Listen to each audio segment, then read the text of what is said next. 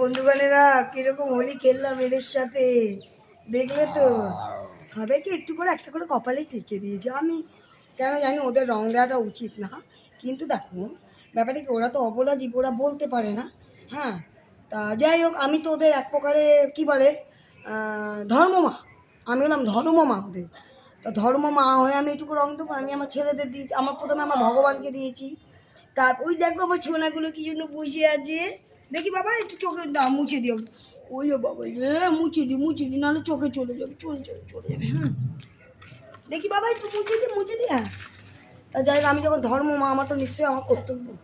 একটা করে টিকে দিয়েছি, দেখেছো তোমরা, আমি এ করিনি। যাই সেটা রিলের মাধ্যমে তোমরা দেখতে পারবে। যাই হোক দেখো, হাত ধরে রঙে ভরে গেছে, মানে আবিরে। তা আমার ভালো লাগে ওদের সাথে এত বছর, 5 বছর ধরে আমি ওদেরকে, আমি তো সোশ্যাল মিডিয়া সবাই 1 বছর হবে এসেছি, কিন্তু আমি ওদের এরকম একটা করে টিকেই দিই। ভগবানের আশীর্বাদে কিছু হয় না, কেন আমি রং দেওয়া, আমাদের পাড়াটাও কেউ দেয় না, মিথ্যা কথা বলো না, ওদের গায়ে কেউ রং, অন্য জায়গায় কুকুরদের যেমনি রং দেয়, আমাদের পাড়াতে কেউ দেয় না।